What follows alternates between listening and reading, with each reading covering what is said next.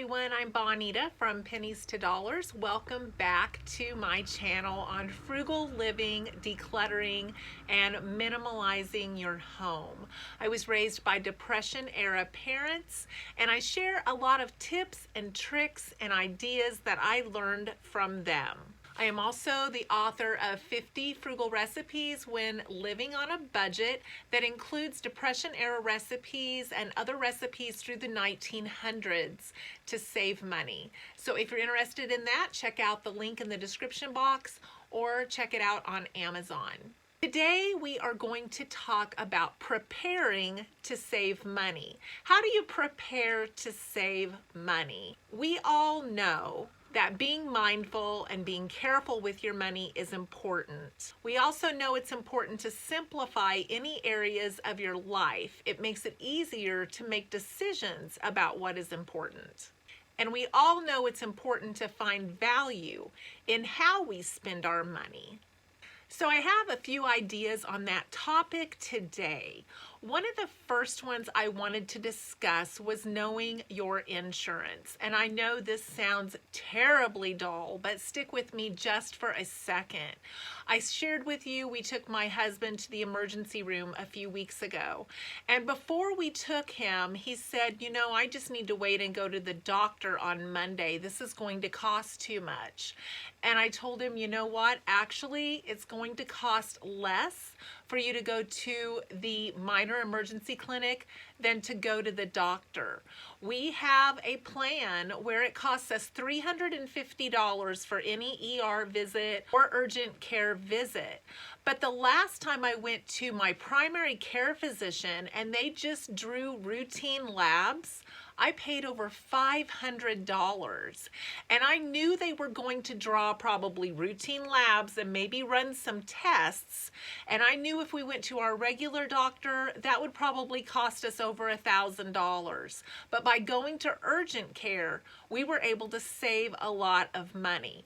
So know what your plan pays, know where it pays, so you know where to go when those situations arise. Second way is to always check your ounces in the store.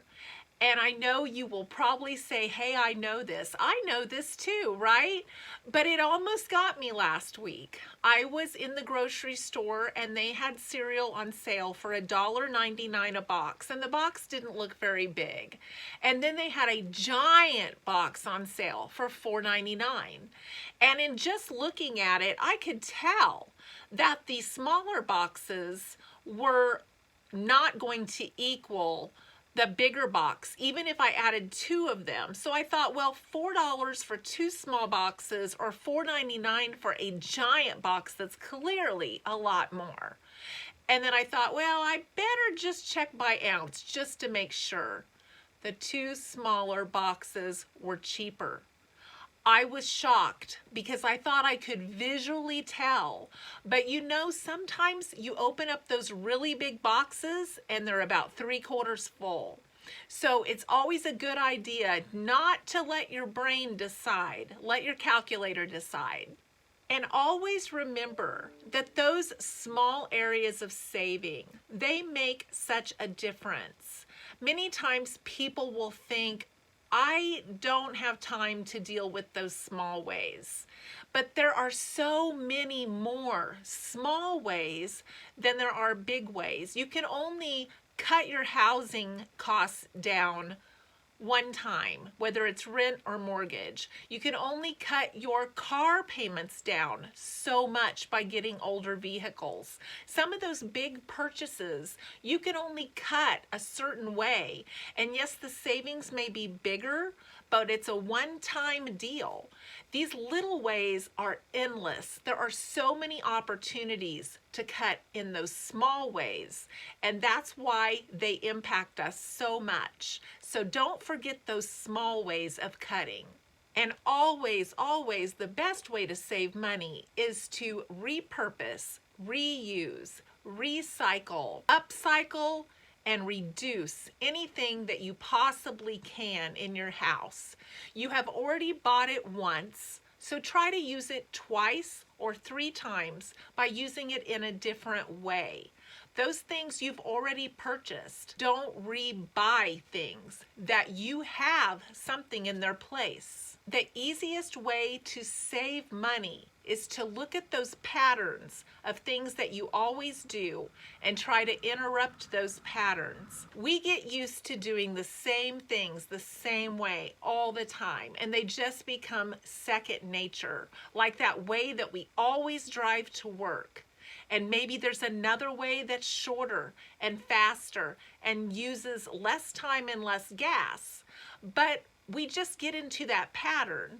So the best way to save money is to look at your patterns and try to interrupt them and change them if you see that they might make a difference. These are things that you can do to save money, and do it for yourself 100%. Don't do it for others. It will mean more if you do it for yourself. You will be more inspired and more determined to make a difference in your finances if you are doing it for yourself. By thinking, planning, and taking steps, you can make your life and your checkbook so much better. And when you achieve a goal, your confidence builds. And that's what's so great about this frugal experience. You will build your motivation and your confidence to find more ways to save. And as you do that, it kind of becomes a game or a challenge to find more ways that you can cut expenses to save money so that you have money to do the fun things that matter to you. And that confidence builds in you in ways that you never imagined. It opens the doors to so many new ideas, and it makes you believe in yourself in ways that you could have never imagined. So think about planning and preparing for some of those future ideas, some of those remote control ideas, some of those ideas that don't happen until there's an emergency, like your insurance, and see the changes you can make in your pocketbook. I hope this was helpful to you today, and if it was, please give me a thumbs up, and I hope to see you in the next video.